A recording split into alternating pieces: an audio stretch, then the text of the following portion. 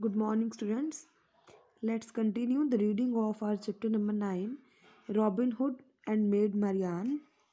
So, till here, yesterday we read in our first video, and today we are continuing this. Yes, said his friend, but they give that money to the poor. Students, as we have read yesterday, that कि कुछ एक boys persons आपस में बात कर रहे थे कि 100 के करीब कुछ लोग हैं जो आते हैं यहाँ पर और लोगों को लूट लेते हैं। तो फ्रेंड ने बोला yes, but they give that money to the poor. और ये वो जो पैसा इकट्ठा करते हैं ना, ये वो गरीबों को दे देते हैं। And they never take anything from women और फ्रॉम पुअर पीपल और गुड ह्यूमन।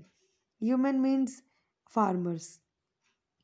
तो वो बोले कि वो विमेन औरतों से कुछ भी नहीं लेते हैं, पुअर पीपल से भी नहीं लेते हैं और फार्मर से भी नहीं लेते हैं। They have a fine leader. The 100 of men are having a leader. His name is Robin Hood. And what is the name of their leader? It is Robin Hood. And he is the friend of all good country people. And Robin Hood is the friend of all people of that village. Okay.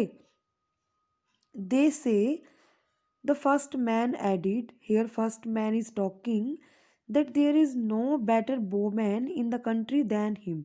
Students, in yesterday's video we have learned that Robin Hood was a good bowman.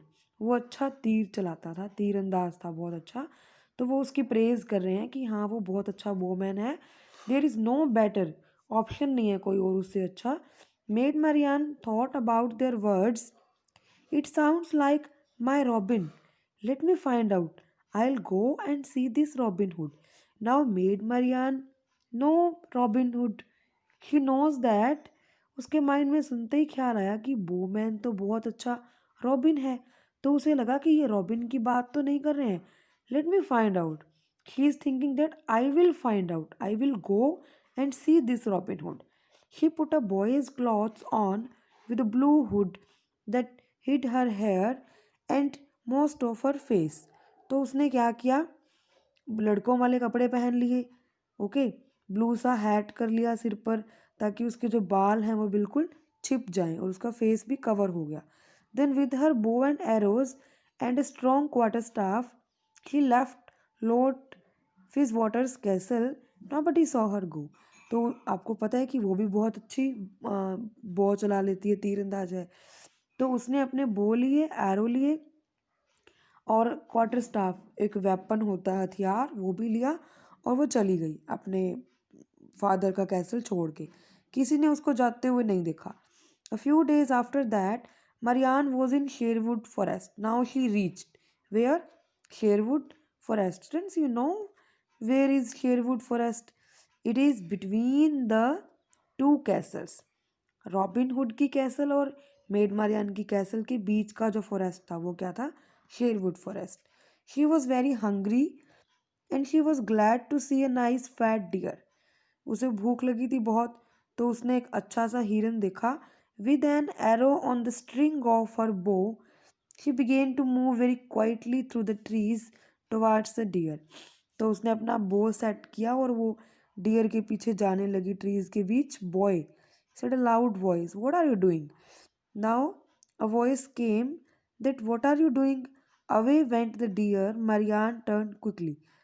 तो वो तेजी से मुड़ी पीछे को. The man whose loud voice had driven away her food was quite near her. He had a big quarterstaff, but he was not carrying a bow and had no sword.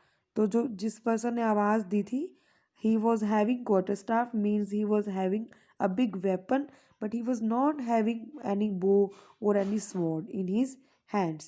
She couldn't see his face because he was wearing a big hood. His face was not showing. He looked very strong, but Marianne was angry with him. You saw what I was doing, she said. तो उसे गुस्सा आया. उसे देखकर वो बोली, आपको पता है आप क्या कर रहे हो? And now you have driven my deer away. आपने मेरे हिरन को भगा दिया. Marian frowned at him. तो मरियान ने उसको बड़ी फेस ऐसे बनाया कि उसको गुस्सा दिखाया. फ्रॉन्ड मीन्स गुस्सा दिखाना. Okay, students. So today we will read here. Students, try to understand it. Okay.